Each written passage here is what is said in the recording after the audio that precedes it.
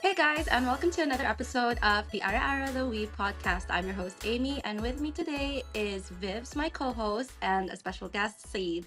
Hey guys! So how are you Hi guys doing everyone. today? I'm doing good. How about you, Saeed? How are you doing? Pretty good. It's been a busy week, but otherwise doing okay. How about you guys? Yeah, busy week as well. I don't know why everyone just decided to put everything this week. It's like there are other weeks in the week of July, just this week in particular. So yeah, what about you, Vivs? I'm also quite busy because big days coming up next weekend. So yeah, and Yeah. then the week after that is gonna be our July. What do you call this? The Jollibee party that started as Yes. a meme in the group. So And now it's a yeah, real thing. yeah, so many preparations. But Amy, can you tell us what's gonna be the topic of our discussion today? Today, we're going to talk about subs versus dubs. So, topic that Saeed is very, very passionate about. Very passionate. So, he is one of the most active members in our community group chat. And yeah, Saeed, I'll give you the floor to tell everyone about yourself. So hello everyone. First time on the podcast. Still fairly new to the community. I think it's been a little over a month since I've joined, or maybe a bit longer. So yeah, props to you both for putting everything together. Like I'm really enjoying the content. I'm glad to be here today. Fantastic community. I'm looking forward to all the things to come from here on out as well. A little introduction about myself. I go by Kojak as a nickname. I've had it since fifth grade. Don't ask the story. There's no story. What's the story? There is no story. I'm genuinely honest. Like what happened was every time I meet new people and they've seen my name on chat on Discord and whatever as Kojak, they assume I'm like a 40-year-old man with no hairline and that's the image that comes to mind.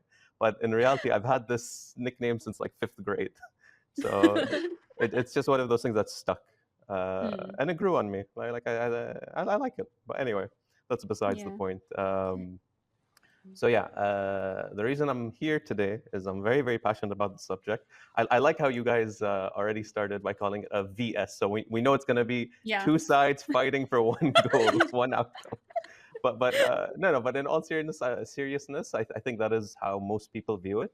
I see things a little bit differently, and I think we can touch on that today. A little bit about myself and like how I met you guys as well. So I run a community called the Gaming Network. It's a very small Discord club, which it functions like a book club where every month we like nominate and vote on like an anime and a video game, and then at the end of the month we discuss it together. It only started because I had this itch. I'm like, you know what? I know people like to talk about things like as much as I do. Let me find these people. And 2 years later, I found my people. It's a really fun club. Like we're very small, tight knit, very casual, and yeah, it's been 2 years since I've been running it. And yeah, that's how I came across you guys. And I'm like, okay, there's other communities out here that we can reach out to. It's been a ride up to this point. When it comes to my history and like why I consider myself a dub fan or a dub watcher, it actually happened late in life. So my transition into anime, it's the same story everyone has. I didn't Mm. realize I was watching anime when I was younger. I just turned on the TV. There's some cartoons out there. I just thought, it's coming from the States because they're talking in English. And then when I was watching it in Arabic on the Space Tune channel, I'm like, oh, it's probably cartoons from here. Or in some cases, I realized, okay, this definitely isn't made here. They just like dubbed over the voices. And then years later, I discovered there's something called anime. So, and it's the same story as everyone. It was like seventh or eighth grade. Naruto was my gateway. I'm like, what is this world? Like, I need to know more. I need to understand. Okay, so cartoons aren't like just childish anymore. So that was my awakening. And then it wasn't until university where I met my first. A very very close friend of mine who's really into dubs, and he's like opened my eyes to that world, and he was basically like, man, you should try it sometime. And I also had the whole, no man, it just sounds so cringe. I'm not used to it. No way. And it was like that for a while. Like it took some convincing, but I'm like, you know what? All right, I'll recommend you a show to watch. You recommend me a show to watch. Let's go in. I don't remember if it was the first one, but definitely one of the first two or first three. But Code Geass was like my gateway into dubs. It's not the best one. I'll Mm. be very very honest. Like in terms of casting, it probably has like I have very mixed reception about it, but at least the leads and the primary casting are good choices. So because it was such a strong anime with a very strong influence in my taste moving forward, it left such a strong impression that I'm like, you know what? Let me try watching anime more in English from here on out, and that's kind of like my journey into here. Fast forward to today. Obviously, I have a preference. Like, it sounds Like more everyone natural. else, It's yeah. easier. Yeah, but like it's not like I'm gonna swear off watching it originally in Japanese or in some cases other languages. Like Link Click, for example. Like I watched that because it wasn't even dubbed in Japanese. It was Mm. Chinese, which I'm like, okay, let's give this a shot, and it was fine. Like I don't have an issue with it. But yeah, that's my history. I need to know about you guys. Who's on my side today? I'm neutral about it. I really am very neutral about the entire thing. You watch in subs most of the time. It really depends. It really depends on, like, a lot of the Studio Ghibli I watch it in dub. Mhm. A lot of the Netflix shows I watch it in dub. Just because, Is it like, I because they feel got like A-list cast like Christian Bale and that's why, or not necessarily. No, it just, like, if you're gonna compare, like, let's say the 80s, 90s dubbed anime compared to like the more new age anime, it feels like an easier way to watch it, just because, since anime is more prevalent now, and they hire a lot of really good voice actors, and they know how to make it sound a lot more natural these days. It feels like it's fine to watch. But like if it's an older anime, it does still have that, for me, like that cringe factor to it, just because I feel like it was a completely new thing. They were trying to replicate the way that the Japanese were portraying it, instead of saying it in a way that you would in like A in natural everyday more way. language, natural? for Yeah. Yeah. example. So yeah, so I'm pretty neutral about it. Girl, don't bail on me now. You were not neutral. I swear. I I was was neutral telling you. about it. Even I on was our group telling you. chat, I was No, neutral about it. I was telling you. I started watching anime in dub, and you're like, "Why are you watching it in dub?" So that's why I was like, "How come you're telling me that you're neutral now? You were not neutral." No, you can check our group chat. I was neutral about it. Yeah, so okay, for me it's the same story as you mentioned, Saeed. Like we grew up watching a dubbed version and then eventually finding out it's actually Japanese. But then ever since, I've always been a subs girl. Like I always watched my anime in Japanese. And it's not just Japanese shows. Like I've watched Taiwanese shows, I've watched Korean shows. Everything is in sub because for me, I feel like the dubbing sometimes gets affects my immersion just because the mouth movement is different, especially if it's a real person, if it's a drama or something. So that's Mhm. why I prefer watching the original language and just reading through the subtitles because, we grew up with Naruto. Our Sharingan is activated. So that's why we can read fast on the screen. So Unless yeah. it's like a anime like the what's it called Monogatari Yeah, series, where I Monogatari hear series. apparently like you need to slow things down just to be able to understand what's going on. Yeah. So, and this sub and dub debate has been going on for years. It's like the Mm. anime manga debate, like which one Mhm. is better. Same thing for sub and dub. Although, like it boils down to preference, as you've mentioned. But yeah, I think for me, the main gateway to start the dub version was I was trying to influence a friend to start watching anime, but at the time, like, I don't want to read through subtitles, So it's like, okay, let's just watch it in English and see how it goes. Now, going back to our discussion, you've mentioned that you have this the gaming network. I remember I saw it on Reddit actually. That's where Mhm. I joined the Discord, although I'm not really that active into it because, like, I mean, my backlogs are insane. And speaking of it, what inspired you to start the gaming network? Well, two things really. The first, like I kind of mentioned, I was looking for like another community that shared like similar interests. I had a little experience prior to this running a local Pokemon Go community, so it was pretty big. This was not during its peak, 2016 when it launched, but a year after, around 2017. And until like the pandemic, really, like I was like super engaged with the community. Like we grew to thousands of members. We used to link up every weekend. We used to have a lot of events, and it was such a great community. Like all ages, we had people in their 50s, parents with their kids coming along, and it was just really nice because I met a lot of people that were not just into Pokemon, but into anime, into video games, into other things I'm also interested in. So yeah, it really expanded my social circle. And but it was a lot of hard work. I'm sure you guys are also feeling the fire a little bit, where managing a lot of expectations, trying to get everyone happy. It's very rewarding, but at the same time it's exhausting. And Yeah. like once I started having a family, and now I have kids, and after the pandemic, priorities have changed. So I couldn't be as attached to that community as much as I wanted to. Luckily, they're in good hands. There's a team that have been extremely active in the past few years, and like I've supported them a little bit to give them what I could in terms of like how we were managing things. But yeah, I had that void. I had that, okay, that was fun, that was great, and I'm still going to stay connected, just not as super active and involved. But what can I do that's a little bit of a low commitment that is going to give me that sense of community? And as you rightfully said, that's going to slowly tick away on my backlog. And that's where the idea of the gaming network came to be. Because the nice thing is, like, there's no obligation. Sure, I started it, but now I have like a group of 6 or 7 people that are like part of my jury because they've been active for the past year or so, and they're always showing up, they're always committing. It's been great just getting everyone's opinions. Now that we immediately understand each other's habits, we're like, okay, we know this guy's not going to like this, but his opinion is going to be entertaining as hell, so let's hear it. And likewise, because it's not an obligation, not everyone has to commit. Like, we'll start a game, we'll start a show, someone's like, I'm really not into this, they'll skip for that month, and it's perfectly fine. We have had some misses where, like, how the hell did this anime get voted? So there was something last year called Astra Lost in Space or something like that. And I don't remember who nominated it. I don't remember how it got the most votes, but suddenly people were like, okay, let's watch this. And nobody liked it. I watched it dubbed, and then I even tried watching it in Japanese a little bit. I'm like, maybe there's a difference there, but no, just the story wasn't very compelling. So once in a while, we'll have a dud. And then sometimes we'll look at the end of the year, we're like, wow, I can't believe we watched that many shows, or we played that many games. And it's such a nice reflection, because yes, I've added so much more to the backlog within the year, but at least I've ticked off a few more things. So that's kind of like the An concept and the achievement. spirit of the club. Yeah. An achievement, Yeah, exactly. that's pretty cool.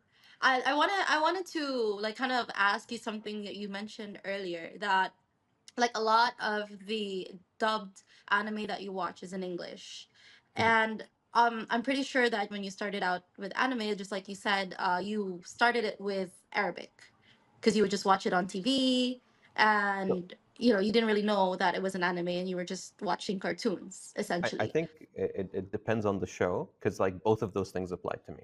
When I was much younger, I don't know. I guess the first anime that comes to mind was Pokemon, and like that I was Ah, watching in Mm. English because it was on like a cable TV channel, yeah. and like I just got super into it. Like years later, I'm still into it. That's how much of an impression it's left on me.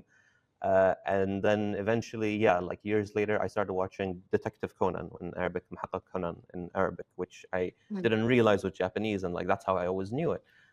Captain Majid, mm, Tsubasa, same thing. Like yeah. there's the go-to shows that I just always assumed were like Arabic animations, and like this is what it was originally meant for, like this audience. And honestly, especially with football, it's it's hard to see that it wasn't meant for this audience, but it is what it is. So Fair it enough. But yeah, what makes you not watch something in Arabic now as compared, like why pick English subs it's dubs? like, for me, it's going to be nostalgia over anything else. So like if there's a nostalgia factor, like I'll always remember it in a certain way, and I'll always want to experience it that same way.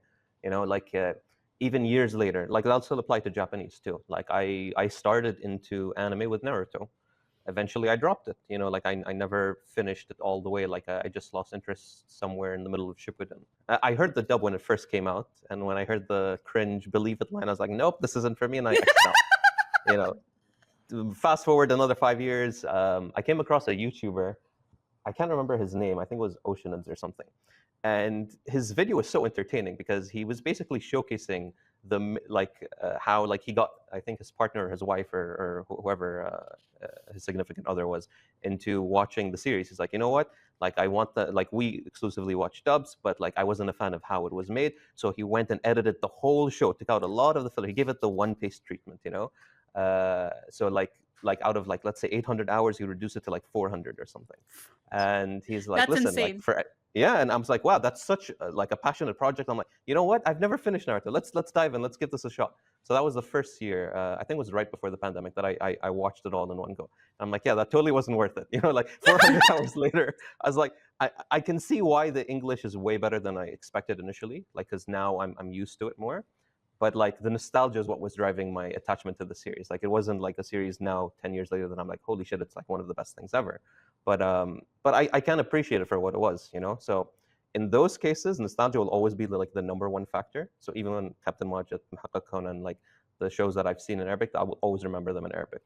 Um, Mm. the ones in English, etc. But these days, I think the difficulty is, and even when I tried like reaching out to my friends who I know consume more Arabic content, so they're the ones that will like have their subtitles in Arabic. You know, that's their preference over English.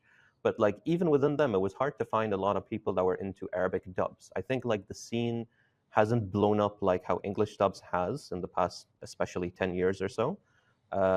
But I think it is slowly getting traction, and like maybe Spanish and English being the top two right now that have the most attention.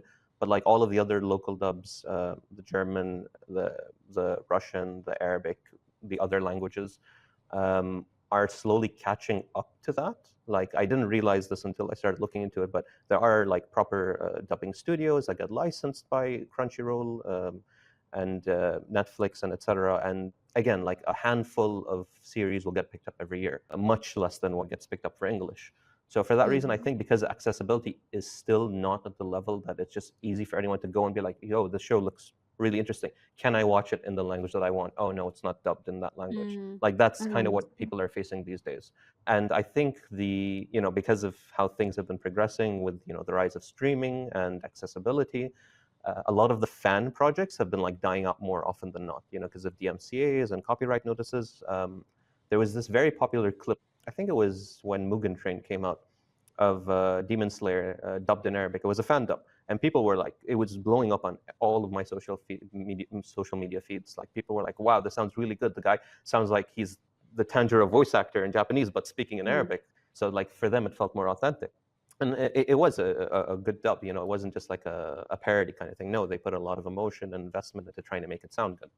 But I haven't heard anything from them since. So like, is this group still going on? Was this just a one-time thing? So I think that's the other thing. Like because people are going to opt in for the more convenient thing. Is it on Netflix? Is it on Crunchyroll? Is it on Yeah. XYZ streaming service I'm already subscribed to? Right. No, then I don't have that much interest into diving in. So I think that's going to be like the most important Driving factor force. here. Yeah. Exactly. That makes sense. For you personally, though, what is the strongest case for people to watch dubs? Like, because most people would obviously argue with you. I mean, a lot of sub watchers are very elitist about it, right? Like, no, you Yeah. have to like watch it in sub.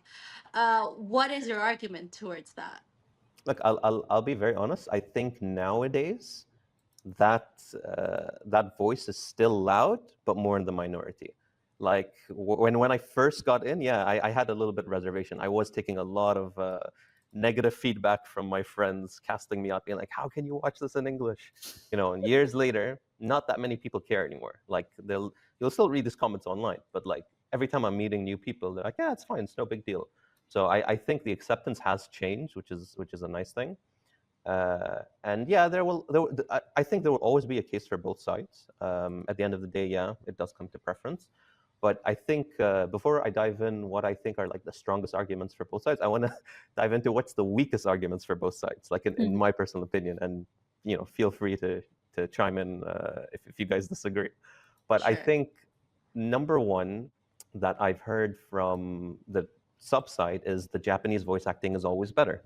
Like that's like the go-to line. It just sounds natural. It's authentic. That's how it's supposed to be. The And emotions. the emotions and when you hear that, like you're like you don't think that you can disagree. But at the same time, I think one factor that people are forgetting about is that you're not the best person to judge that unless this is your native language or you have like full understanding of the language, because it's very difficult to find someone who will point out a bad Japanese performance, because like you won't realize if something is slipping in the performance because it sounds emotional, because you're reading what the translation is.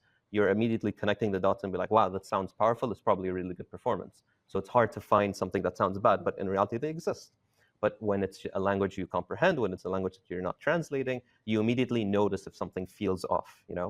So I'm not gonna but one thing to keep in mind is, yeah, the industry as a whole in Japan is huge. You know, they've invested heavily into it. There's a huge talent pool. So the frequency of like amazing performances to terrible performances, like obviously the ratio is going to be in the former, but it doesn't mean the latter doesn't exist. But when it comes to English, because the talent pool is much, smaller, Smaller.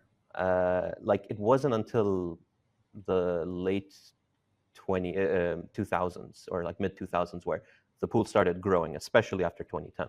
But prior to that, like you were saying, the 80s and 90s sounds different. It sounds static. It sounds monotone. It sounds The just same. different than what you were expecting. Yeah. It sounds the same. And Yeah. and that's two reasons. One, it's basically the same 10, 15 voices in every dub. Like so they can't express as much range, especially when the characters in these shows require it. And B, it kind of is like in terms of what the industry was expecting at the time. At the time, the idea was, hey, we have this show, we have this brand, we have this IP. We need to put it on TV as soon as possible to sell merchandise. I don't care how you're performing this, just say the line and let's move on. And that's kind of like how they treated it for the most time. You know, it wasn't, to this day, voice acting is like a very small subsegment in terms of like the acting industry as a whole, right? So they aren't giving as much priority, they aren't given as much exposure. Luckily, things are changing, you know, for the better, for the worse, with AI coming to picture. That's a whole other thing. I can understand this take that the Japanese sounds better, but I also think that people need to realize it sounds better because you can only pick up on certain things from what you're hearing, and that's one thing to keep in consideration. I think for the dub side, and I think we briefly discussed it, I don't want to read. Why am I reading? I want to watch. Like that's, I think, a fairly Yeah. weak argument. I mean, it's a valid one.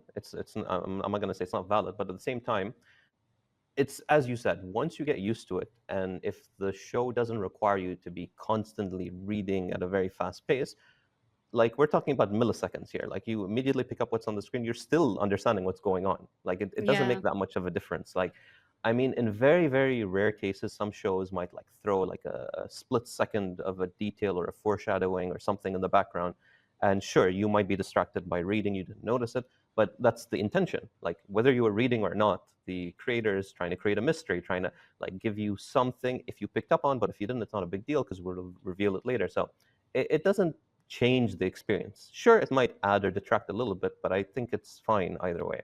So these are, I I think, the don't weakest two. Go ahead. I don't think that's a weak argument though, because you're Okay. assuming that like the person watching is fluent in both the English language, like it is fluent in the English language for them to immediately understand what they're reading. But if English isn't their first language, like you said, like not many anime gets translated into like the Their person's language. Yeah. language. Mhm. So they would have no other choice but to run to English, but they won't like, but that might not exactly be their first language, and it will be really hard for them to read, understand. So I don't think that's a weak argument. It's not that it's sorry. It's the weakest argument. There's many, but to me, I find it's the weakest because I don't think that's like the right justification to be like dubs are superior. You know, like Right, I don't fair think enough. that can be used as your your flag that you're waving around. But you're completely right because and that's why I know a lot of people that are, you know, they'll read it depends on their patience, right? If they're not Mhm. willing to wait, they're immediately going to watch whatever show it is and read it in English. But if they are willing to wait, they'll wait a couple of days till the Arabic subtitles are officially translated on Crunchyroll or this fan group or etc., and then they'll consume the episode. But So trust me, the spoilers are not worth it. So it people will depends on just the show. consume. Yeah. People will just consume whatever is available. But yeah. So, and you're totally right. So again, like at the end of the day, it's preference, right? Mm-mm. So it doesn't really matter, but I'm trying to look at it from the perspective of those that come in with that elitist attitude, where Mm, nope, subs is the right way to go. You're doing this wrong, or dubs is the right way to go. You're totally off here. So mm, from that perspective is where I'm trying to be like, okay, this is what you've heard, but this is my opinion on it. Reversing that, though, going into what I think are the strongest arguments for both sides, I think for the Japanese, it definitely has to do with the argument that this is how the director, creator, author, etc., envisioned the characters speaking and how they should say it. And that's totally true. You know, like in 90% of the cases, um, so even when it's not, let's say, the narrative setting. So Mm-hmm. Cyberpunk Edge Runners, for example. co-produced by Trigger and CD Projekt Red were involved. So you had like a huge mix of influences from both the Eastern and I guess the European Western, side yeah. of things, right? Yeah. The Western side. And it went hand in hand. And like you'll get two different opinions. The producer, I think his name was Rafal, if I'm not mistaken, envisioned the characters speaking in English, but the creator, the main director of Trigger, envisioned them speaking Japanese. So if I'm not mistaken, they were kind of recorded at the same time where the dub wasn't far behind the Japanese in this case. So it's one of those times where kind of it works because like the lip flapping isn't that much of an issue here. But again, like who's the right person here? Like who's the intention? Like obviously one had more control in terms of like how things are playing out on screen, but the other was on terms of like what was the original intention behind the script and the storyboard before anything even got put on paper in terms of animation. So it can you can make the argument from either side, and this is one of those rare cases. But in most of the time, you know, especially if it's in a Japanese setting, you expect the character to speak in Japanese. But when it's not in a Japanese setting, like Vinland Saga, you know, they're Attack on and the Titan. Nordic side, Attack on Titan, even FMA, like some people will make the argument, but that's they're not supposed to be speaking Japanese, you know, and that's fine. Like it doesn't matter because at the end of the day, luckily, we're getting to the point that you will have that option. Like with the rise of the English dubs, like if you don't want to hear it one way, you could hear it the other way.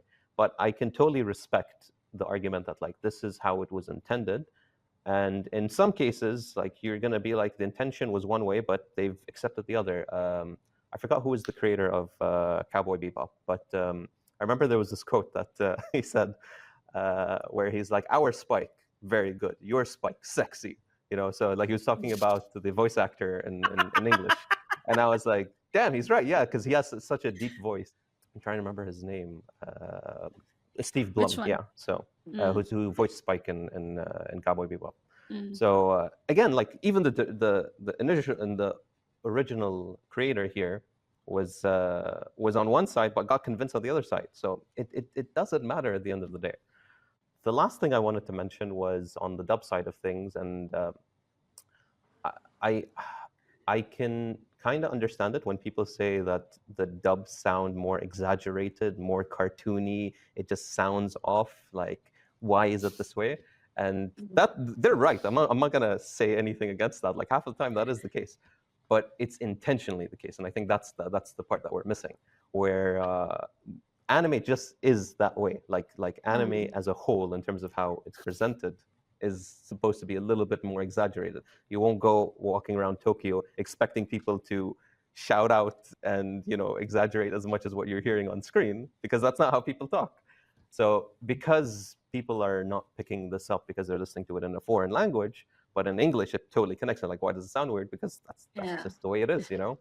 Yeah, and I, So those I are I my agree points with there. that because I don't like watching shonen in dubbed at all. Like it's very weird. Like what you said earlier, like for Believe it. Naruto, right? Date bayo, believe it. Like oh my god, like no, like it sounds really irritating and it doesn't sound natural.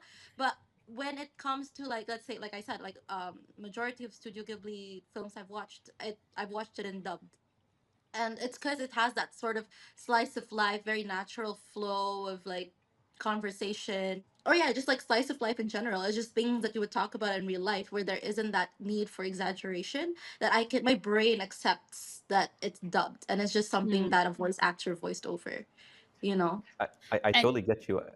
And in that case, I think, yeah, like Ghibli already has that expectation that they want to market this globally. That's why they get Mm. the A-list actors. That's why there's a lot of focus in terms of the dialogue and how they're going to be performing it. So I totally agree with you. Sorry, Vivs, you were going to say something? yeah, so my point with the Japanese dubbing is that, as you've mentioned, that's how it's supposed to be, right? Like, oh, that's more authentic. But at the same time, the translation of the subtitles are not always accurate, especially if you're not a native speaker. Because I studied Japanese just so I can understand anime. Like I started picking up certain words that, let's say, for example, they say obachan or obasama, but the vulgar way of saying grandma in Japanese is baba.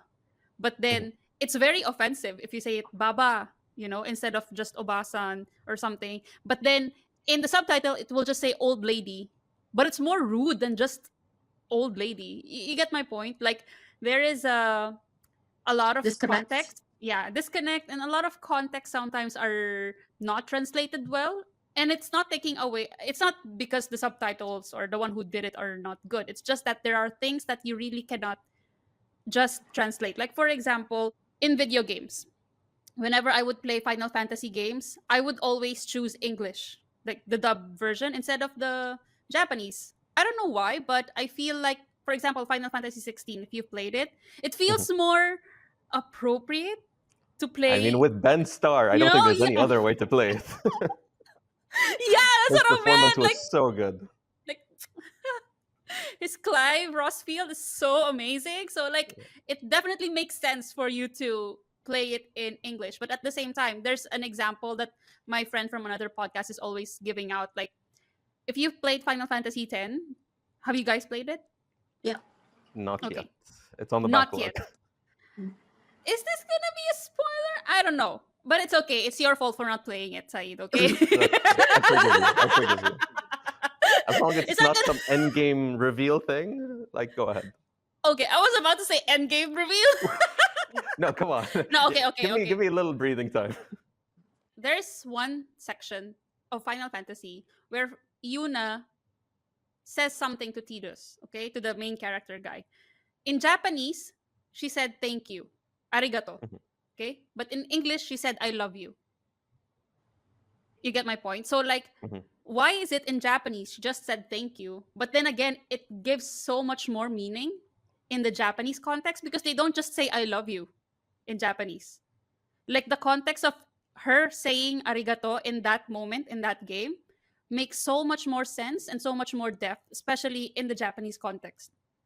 Instead of in English, she said I love you because that's how we do it in English, like it's very straightforward. That's the context of how it is done in the Western world. But if you think that she said thank you in English, people will feel like, oh, this is weird. Like, why is she saying thank you? You get my point? Like, I again, get your you will point. understand what I mean if you've played it. My point is there are issues in the localization sometimes that is more appropriate depending on the audience. Like, for example, in Tagalog, Amy will relate with me to this.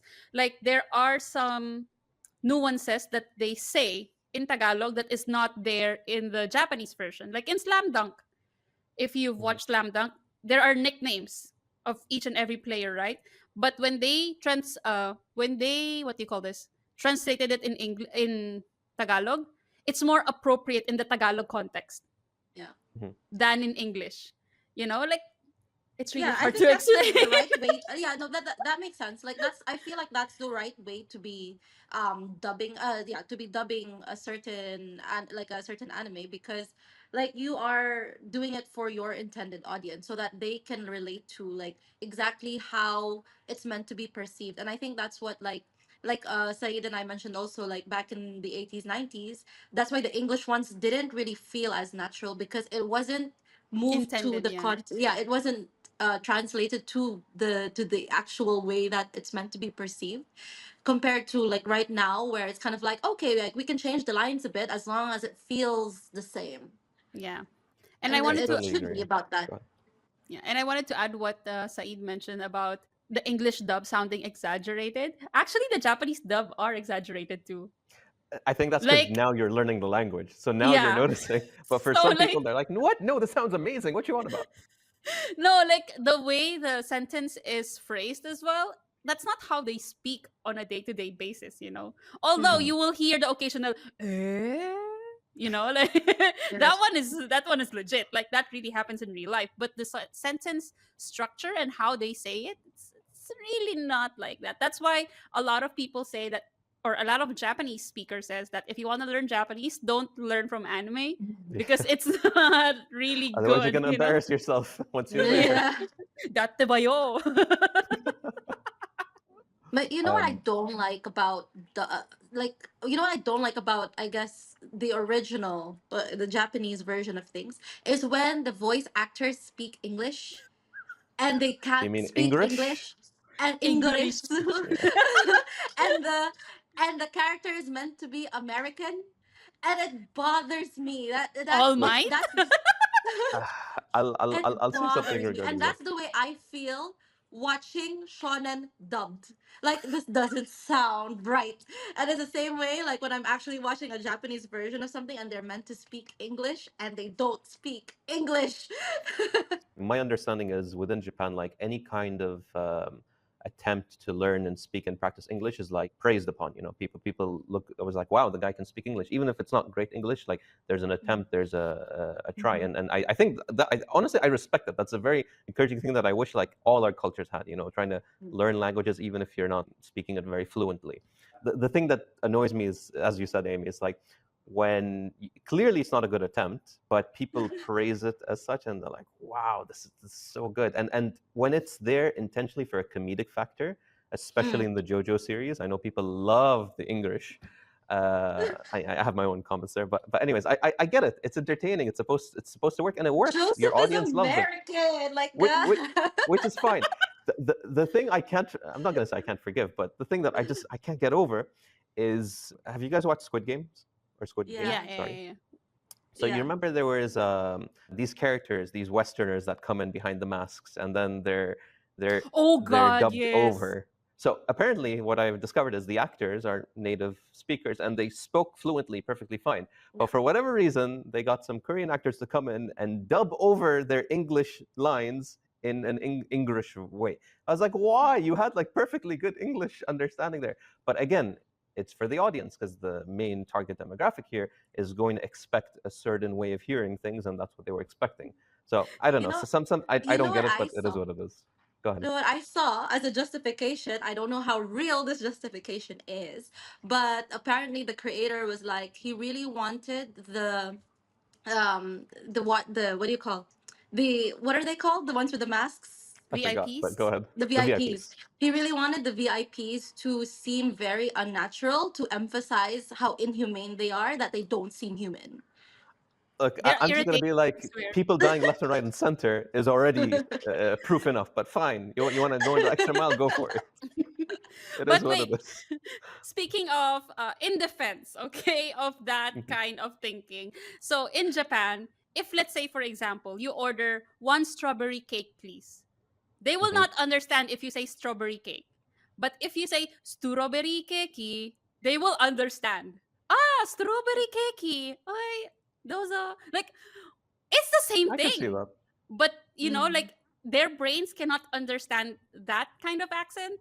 That's why you have Mm-hmm. to switch it back to, let's say, McDonald's. Oh, I want to eat at McDonald's. But for them, McDonald, like, you get my Mm-hmm. point. Like, they will not Mhm. understand if you say McDonald's. So I get you. I guess It's a maybe valid that's, point. yeah, maybe that's But the reasoning of the Korean director for doing that. But then again, like, But now your local audience are catered to, but your international your audience are like, international what? is that? audience is not. So I guess it depends, Yeah. but that's the funny part, because like when you go into it, we don't see the numbers, we don't know who's consuming how much, etc. So like Mm-hmm. some of these choices might have been the right move to make because domestically you probably have more traction than the other regions. Maybe not. Like it until you're there, like looking at the data, you won't really understand why people are making these decisions. But it's still Yeah. interesting just to see how people perceive these things, like from different places around the world. What's your take on accents though? Like, for example, I'll use a video game for this example. Have you played Assassin's Creed? The first and second one, so it's been a The long first time. and But go second. ahead. So Ezio and Altair, right? Mhm. So Altair, he has an Arabic accent because the setting is in Syria. Ezio has an Italian accent, and because the setting is in Italy. But when they got to Unity, which is about the French Revolution, the actor had a British accent and he's French, which had a lot of backlash because it's Mhm. like, for all the prior Assassin's Creed, you stayed true to how, even if they were speaking in English, you stayed true to how you think they would sound. But now that it's in France, they speak in an English accent. So what's your take on accents when it I, comes to I, voice acting dubbing? Regarding that, I don't know. Maybe the casting director just doesn't like the French. It could be. I don't know. but no, no. In all seriousness, I think if done right, it can really leave an impression. So Typically, I don't mind it. Like, sure, I would like to hear the characters that I'm watching speak in what is supposed to be their native language, you know? So when I watched Vinland Saga, for example, the first time I watched it was in Japanese. It didn't sound right to me, you know, all these Nordic people speaking in Japanese, but it's fine. Like, the rest of the show carried it for me that I really enjoyed this. Then when it got picked up for a dub, it's one of those rare cases that actually has two different English dubs. So I have some voice that I prefer from dub A and dub B. So I think it's Sentai who did one because they usually do home video releases, and then Netflix also picked it up. Yeah. And funnily enough, like there are a lot of variances, but one of the things that I didn't expect, but that I appreciated, is I think this was on the Netflix one, if I'm not mistaken. There was an attempt to pronounce the character names in the way that they're supposed to be pronounced with the accents, you know. So certain characters I didn't realize were the same characters. I'm like, who is they referring to here? Oh wow, that's how you pronounce it. I didn't realize, you know, because I'm not familiar with the Nordic tongue. Yeah. And you know, it left an impression on me that they went out of the way to try and do this. So obviously, I lean towards that format more than the other dub, even though I liked some specific casting choices of the second one. So sometimes, like when it's a good attempt, I'll be all ears. A very good example of this is Bakano. I don't know if you guys ever watched it. Have you guys seen it? So it's known universally as one of the dubs that people appreciate and are like, yeah, that's a classic example of a good dub. And the two reasons people will say that is A, because they put in the effort to put in the character accents where applicable, Chicago, New York, Italian, French in some cases, you know, depending on where the characters are supposed to be from. And then the second is in terms of the localization, where they authentically were picking up some slang and terms that were used by, you know, people of those time periods, especially the 1920s. Where you might not have that much emphasis in the Japanese version. You know, like they wouldn't say specific things or even I think slurs in some cases the way that, you know, the authentic experience would have been. So I think that's an example of like when it's done right. And then sometimes I'm having a hard time remembering where this happened, but there was a show that I watched where suddenly everyone had British accents. I'm like, why? Like this just made no sense at all. Again, felt off because my expectation was one thing and I wasn't used to it. And I don't even remember what the show was, but it was such a long time ago that I wasn't willing at that time to continue it and see where it led to. So I think again, managing your audience and what their expectations are should kind of be accounted for when deciding if you should or shouldn't throw in accents. Wait, Yeah. I just want to add something from what you've said. It's not about the accents, but more like the context of what's being talked about. That's why I appreciate fan subs so much, because they add a note on the side of what they're talking about or Yeah. what the Yeah. word means. Like you will see a subtitle here, and then there's a title at the top explaining with the asterisk what that means. You know, like I really appreciate that for someone who, let's say, might miss out on a few terms. Like, for example, when Agreed. Jinchuriki was first explained, we don't know what the heck was Jinchuriki. But there was an explanation at the top of the screen that Jinchuriki is this. Because it wasn't really explained properly in Naruto. And it's in Japanese. Even if you read the subtitles of it in English, it just still says Jinchuriki. Regarding that point, something that came to mind. So this was a few years ago when Komi Can't Communicate came out on Netflix. Yeah. Ah, And Yeah. I was people were literally using thinking that of as an that while she was example. You talking. know, they were like, why are they so lazy? Like, there's like a million things written on the board, but they're only choosing to Yeah. translate and subtitle XYZ. So I was also in the impression that, oh, like, just, you know, that's Netflix doesn't care enough. But it was just a couple days ago that I Formatting that they were realized. allowed. Exactly, because the streaming platforms, the way that they stream the media, they have a technical limitation of not being able to do overlapping subtitles. So for that reason, they can only do one line at a time. Which I'm like, okay, I understand, and it kind of makes sense because when you go to the popular streaming platforms, they all have the same issue. But it's only when you go to the fan sub route or offline or maybe Blu-ray releases, etc., you'll have more options and more accessibility to that Yeah. information. So I think like definitely you got to give credit where credit is due. Yeah. Like translating is not easy, localization is not easy at all. So props to them, whether official or you know fan projects, Yeah. whoever does it. Like you guys are keeping up the industry. Good job, you know. Yeah, and most of us who grew up in the 90s relied so much on fan subs. Because like a I lot see. of animes were not really, sent outside for international consumption. So it's up to you to find the, like the latest versions of Naruto, or let's say an underground or obscure anime title that you've seen online but you couldn't find it. So you will just look for the subtitles version. And then sometimes on YouTube you will have Indonesian subtitle with English at the top of it, because like it was meant to be released for Indonesia, or it was made by Indonesian fans in Mhm. that sense. So like they were carrying the anime industry on their back for so many years. So yeah, thank you so much for those Right. doing those Right. fan projects. And one more thing that I wanted to mention, one anime that I'm really really pissed with what they did to the dubbing, because this anime had a special place in my heart. I really, really liked the Japanese version because it was about the occult, about ghosts, like it was about Japanese culture as a whole. I know where you're Okay. going with this. We know where this is going. Go for it.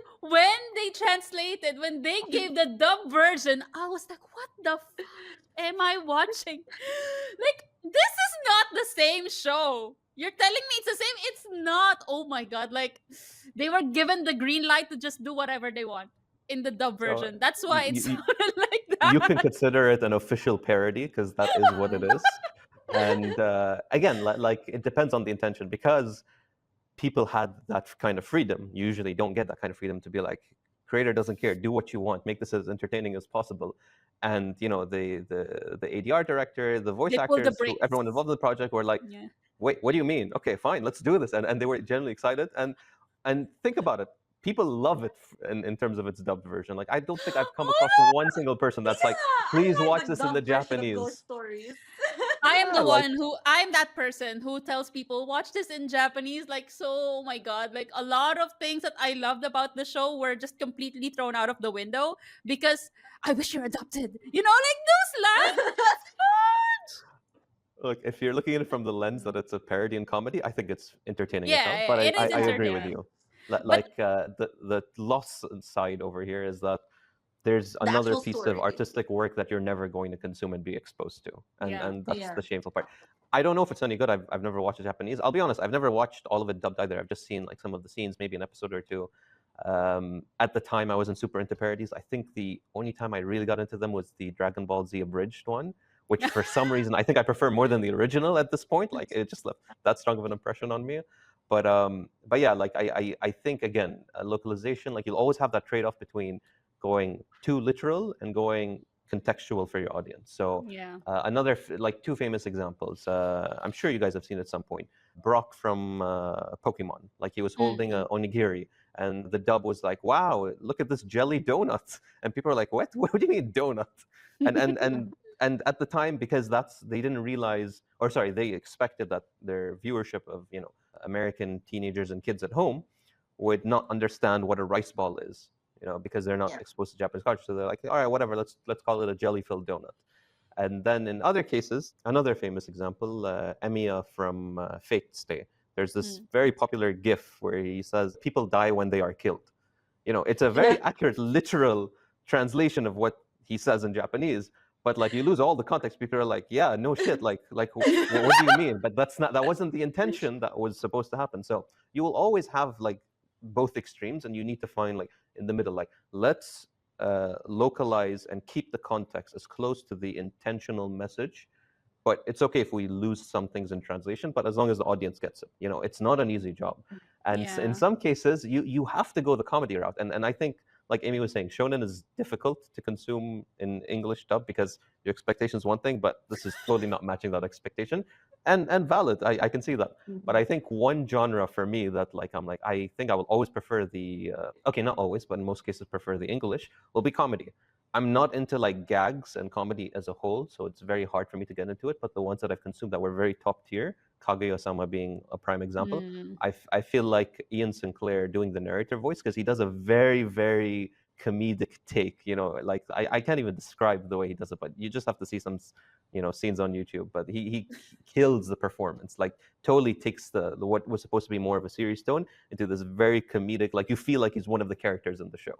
And for that reason, I feel like that's a great example of localization, because he's not telling the exact same joke as it's supposed to be Mm-mm. told in Japanese, but he's telling something that will leave you with the same impression of this is what the character's intentions are, And this is where we ended up in terms of like the story and plot Translation, yeah. progression, but via this Mhm. joke instead of that joke. I think you will always have a lot of different cases, but yeah, it's dubbed is way better than it was before. That's my key point over here. Okay.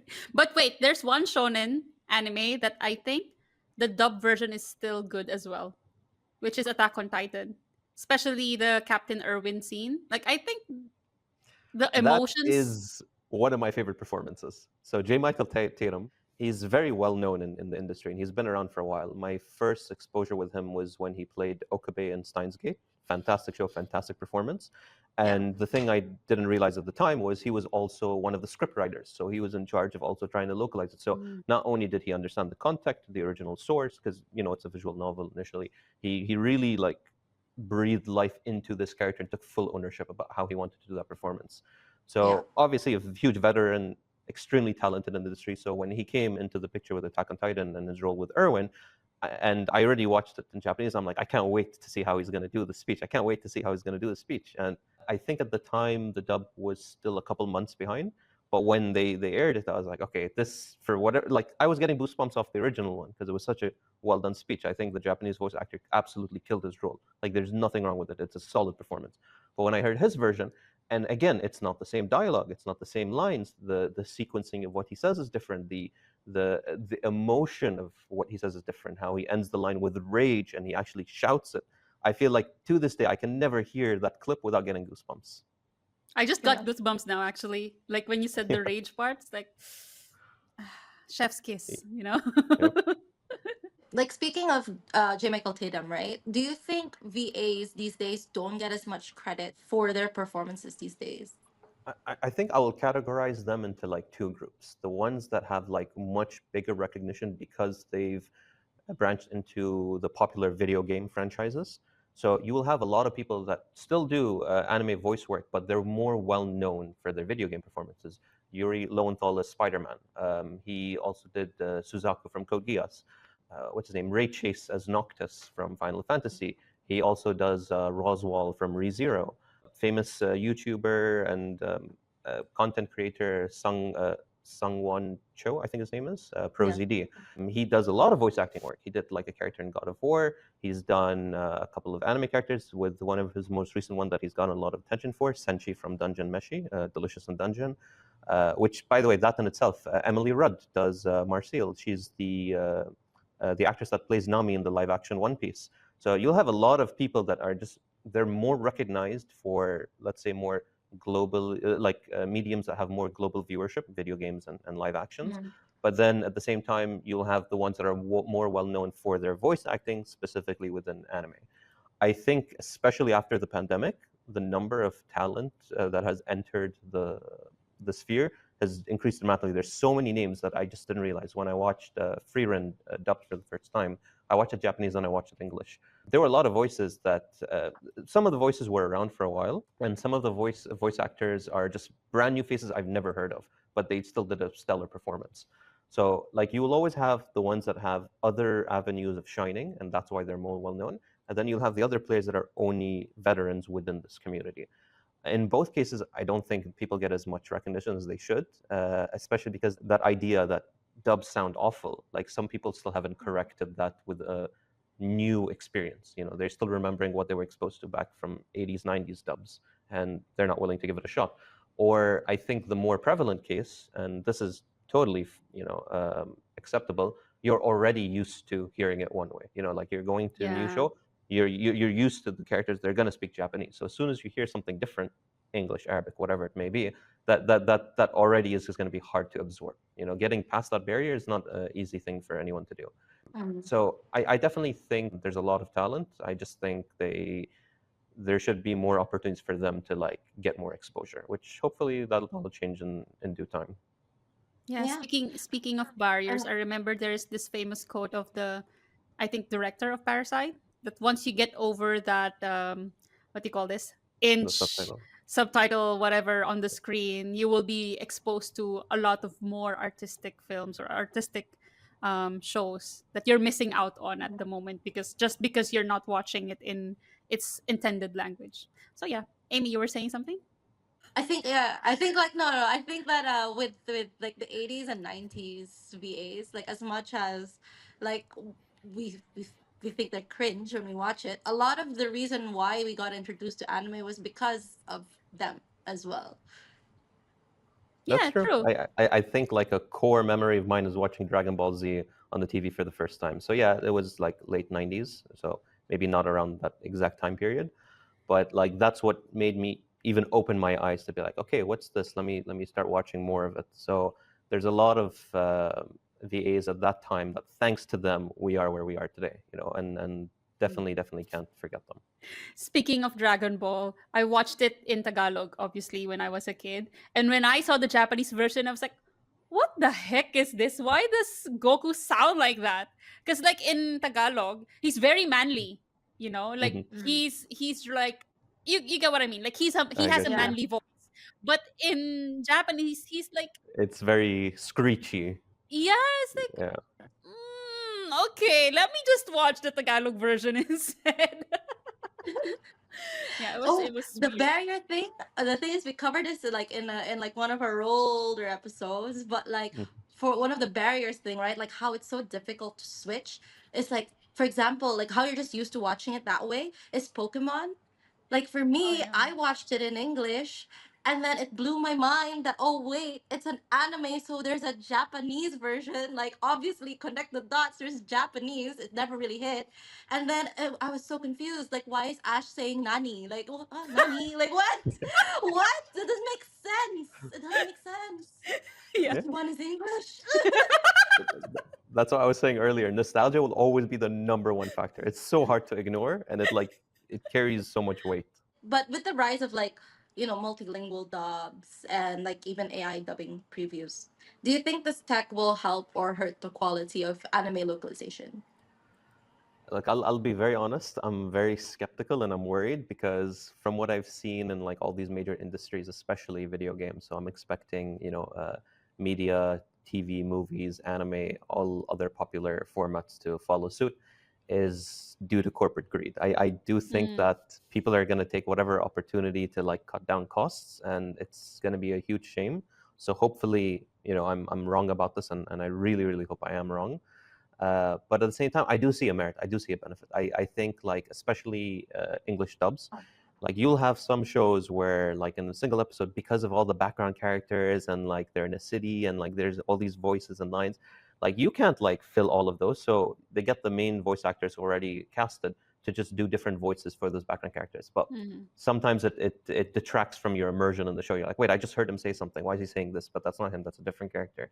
So when you get like Yeah. AI to step in to fill out those roles, the roles that you weren't gonna budget for and cast for anyways, I think that's fine. Because you're improving what is the artistic intention of presenting this media, but at the same time, you're not cutting any jobs. You're still giving people time to shine. So I think that's the responsible way to do it.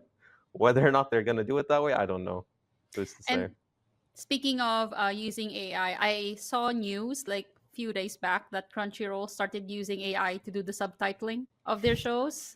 I saw that. I, I So, mm, I think it's rough because because of many reasons, but first and foremost, that the pool of people and the budget that they're putting in for subtitling is not. It doesn't make sense, and unfortunately, this is a systematic issue with the whole industry. Like when you look at it in Japan, mangakas. I don't think it's right that the expectation of what they're supposed to deliver with the time and wage constraints that they have. I don't think they're compensated appropriately. I think that same issue translates when we're going into the anime side of things with the voice acting and the production and the animators. I think the same thing goes on when now we're trying to release to global audiences via localization and subtitling and dubbing. Exact same thing. I think like at its core, because the industry is okay with being able to deliver this much, but for that much cost, you're not going to see anyone change that. Okay, let's try and increase to give people more merit. Like it's always going to be a money game at the end of the day. So I think like in all avenues, people are going to be affected one way or another. But the the good thing or the bright side over here is like people aren't exclusively, at least on the side of things, locked to this. Like, the nice thing about being in the work of localization and subtitling and translation is that you're not always going to be exposed to just the anime industry. There's so many other formats and mediums and literatures that you can be pursuing for, job opportunities. So luckily, I don't think people are like stuck between a rock and a hard place permanently, and they still have ways to pivot to advance their careers. But it's just a shame that corporations are going in this route where it's cost first, people second. Yeah. Yeah. I mean, I don't think mangakas are swimming in money, even though they should be. Like, I agree. imagine One Piece, right? Like, Oda should be swimming in money at this point. Like, I think he is, Right? but like, I, not everyone is like that. he should be okay to retire at this point, to be honest. True. Like, But please don't dude, just retire live your yet. life. Just finish One Piece first, please. Let's not do another Game of Thrones kind of thing. Or don't go the Tadashi route, like that's what I'm worried about that he might do. Yeah. It is what Anyway. it is. Moving on. I wanted to focus now on something else. Like, we've talked about the dubs, we've talked about the industry, but I want to understand how dubbing or how anime is consumed generally in the Gulf region. Because like Amy and I was born and raised in the Philippines. Amy is a Filipina, but she was born and raised here in the UAE. So like we both have different understanding of how the culture works. But what is the general viewing habits of anime of the fans here in the UAE or in GCC in Fair general? enough. I might not be the best person to give you like the full insight on this topic, but I definitely can say, based on my perspective and my experiences, it's a little bit on what I touched on earlier, where like I'll find a lot of communities and fandoms where they're still to this day consuming their content in Arabic where applicable. So if they're not going in the Arabic dub route, which to me the people that I know here aren't, so I'm assuming that's more catered towards Saudi, a huge market for that kind of content. I still know a lot of people that they will always relive that nostalgia. They will always like go back to the old shows, the Mazingers, the Captain Majids, the Detective Conans, and always want to consume it in Arabic. And then like the newer stuff is kind of like hard for them to go into unless it's subtitled and the subtitles are provided. And I do know a few people that will still tailor their habits if that nostalgia is like the driving force. So Dai Shuja, which is Dragon Quest, I think. Mm. Not Dragon Quest. I forgot the English title. Anyway, popular cartoon back in the day. Everyone watched it in Arabic. They did a remake of it not that long ago. So people were like looking forward to be like, okay, like, are they gonna do the Arabic dub? I never followed up if they did. I'm assuming Crunchyroll did do that because I remember someone talking about it. But again, if nostalgia is the driving purpose here, people are like gonna consume it in the way they want to consume it. So if it's Arabic, it's available, and that's what they grew up with, you better be sure that's the way that they're gonna go into it. For me, it's a little bit different. Like I said, I've kind of like transitioned into English now because I find that more natural to be immersed in. And luckily, it's grown to a point that I'm not far behind. There's still occasionally in a given year 4 or 5 shows that don't get picked up for dubs that I'm like, okay, there's no option here. I'll just watch it in Japanese. But most of the time, what I want to watch is gonna be accessible. So like I think the convenience factor is always like a secondary, but like just as important factor for me. I think that one other thing to consider is like because of how different Arab culture is between the Gulf, between the Levant countries, Egypt, Morocco, Algeria, Tunisia, like all of those local cultures will have a very different take than what I'm giving you here from my perspective, like what I've seen in the UAE and the surrounding area, because I'll be surprised. I met a couple of guys the other day, and like they only consume in Arabic to this day. And I was like, wow, you're one of the few people that I've met that do that. But again, they're watching the older stuff because the newer stuff isn't as accessible. So like everyone will have their own perspectives, and there's nothing wrong with that. At the end of the day, sometimes the character names are translated differently. So when I was trying to talk about this one show with them, I'm like, who are you talking about? They're like, who are you talking about? Then when we pulled out the picture, I'm like, oh, this guy. Okay, yeah, that's what I was talking about. Then it's easier to, once you bridge those gaps, it's easier to have the conversation. Okay, two things I want to talk about what you said. I like when you said about the convenience, because at least nowadays there are simulcasts, right? Like they're releasing both Japanese and English dub at the same time so that no one will get left behind, which is good. And the second one is the names. It's really funny because like a lot of animes back then in the Philippines, they have different names. Like for example, in Yu Yu Hakusho, Ghost Fighter, that's what it's called in the Philippines. Like the main character, Yusuke, his name is not Yusuke, it's Eugene. So like you will have this weird thing. Kuwabara, the Mhm. Pompadour guy, he's Alfred in Tagalog or in the Philippines at least. Out So of curiosity, are the names at least like popular within the Filipino culture, or they're just like some random names that they've picked? No, Like, do no, you have a lot of Alberts and American Eugene? names are yeah, American names are popular in the Philippines. So like Filipinos, just Okay. like if you meet someone that's like American first name and then Spanish Spanish last last name, name, Filipino, and they look yeah, Asian, yeah, Filipino, yeah, they're yeah. Filipino. like maybe you will meet a John whose last name is Villanueva. And then looking like Asian, yeah, that's Filipino, 100%. Oh, but one thing that I've missed from the dubs back then, like the localized dubs, were the songs. They used to have the localized versions of the songs. That's why Yeah. when I heard this lady, I forgot what's her name, but she's very popular in the Arab community. She sang the theme song of Hunter x Hunter. Like oh my god, when I heard that, oh my god, it like gave me a lot of memories, but obviously in Tagalog, because there's a lot of songs from back then that were dubbed in Tagalog as well, and it was really nice. Like the touch of Mhm. that local of even the songs being localized is really good, and it's still stuck into my head until now. I think that definitely, like, there's a huge audience for it. Like, it wasn't it wasn't that long ago. I think it was sometime last year. I remember there was a concert in Abu Dhabi, if I'm not mistaken, where they basically got the cast and the performances of these old school Arabic cartoons, and all they were doing was playing theme songs from these shows. And like the videos that I've seen of the people who attended, they were having a great time. So I can totally see, like, when people put in that effort to create these memories, it just sticks with you. And I think it's regardless of language, like that familiarity as soon as you establish it. So even now, if the first anime or first two animes that you watch in Japanese where the OPs, stuck with you, like, you'll still remember some of the lyrics to this day. You might not understand Mm, what it means, but you'll sing along with it. But it hits different when you it's your understand what it language, means, yeah. when it's your language. So I feel like that's just more powerful there. Regarding your point with the simulcast and simuldubs, I think, yeah, it's way better than it was before. Like, as a dub fan in the early 2010s, it was rough. It was rough. Like, I had to wait like months or years just to catch up to a season that you guys like finished like years ago. And now it's like, at the worst case scenario, I'm like a month away, 4 to like 6 weeks. Yeah. Yeah. Best case scenario, same day. In very rare cases, the dub might come out even first. Like that's happened a couple of times. So yeah, we're finally eating good. Good luck dodging the spoilers before. Oh Yeah. my god. Yeah. Uh, But like if businesses were to follow the money though, do you think that it's worth investing in Arabic dubbing? 100%. I think, look, one of the things that, like, we've gotten much better at is not gatekeeping anime.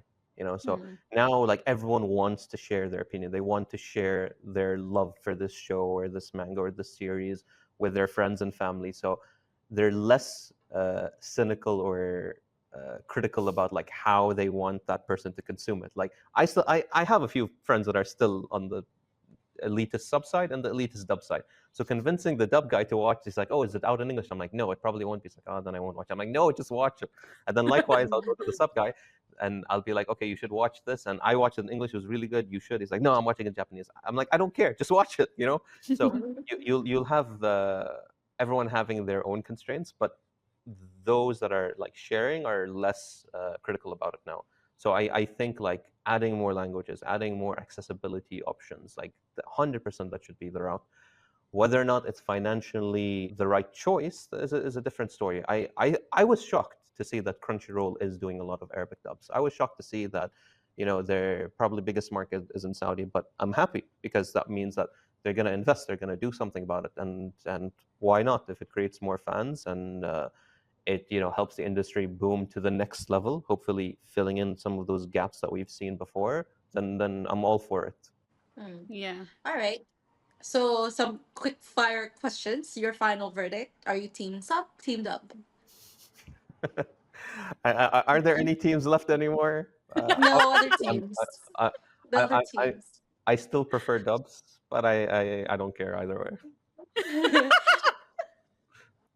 Any anime you would highly recommend, one for sub and one for dub. One for subbed and one for dubbed. Mm. I definitely will say the okay, it depends because sometimes you might like the performance but not the anime. So Steins Gate used to be my go-to dubbed one, especially because of J. Michael Tatum's performance. But then I realized I'm like, it's not a very good introductory show to someone who's new to anime. You know, I'm like, it's kind of slow. And I tried watching it with my wife a long, long time ago, and like we couldn't get through the fourth episode. And I was like, okay, this wasn't the right choice. Then we switched to FMA. I'm like, okay, that's easier. That's better. Even though I felt like they're both great performances, but just this one stood out to me more. I think nowadays the one that I would recommend would probably be Delicious in Dungeon because it's a Mm. great cast, it's a great performance, it's a great localization, and it's such a fun show to watch. Like you can watch it very casually, you can watch it very seriously, and there's something in there for everyone. In terms of the sub, I don't know. Like you know, this is a tricky one because there's a lot that I assumed when I first watched because of the nuance and the context and the importance of the dialogue. I'm like, there's no way they're gonna do this good in English, you know. So Monogatari is like one of the ones that everyone says. I'm like, I don't know if the dub ever comes out if they're gonna do a good job or if they can even attempt to. But one that I put in that category initially was Odd Taxi. So when I watched it in Mm. Japanese, there's so much context to the dialogue and the way they say things. I'm like, there's no way this is going to be good in the dub.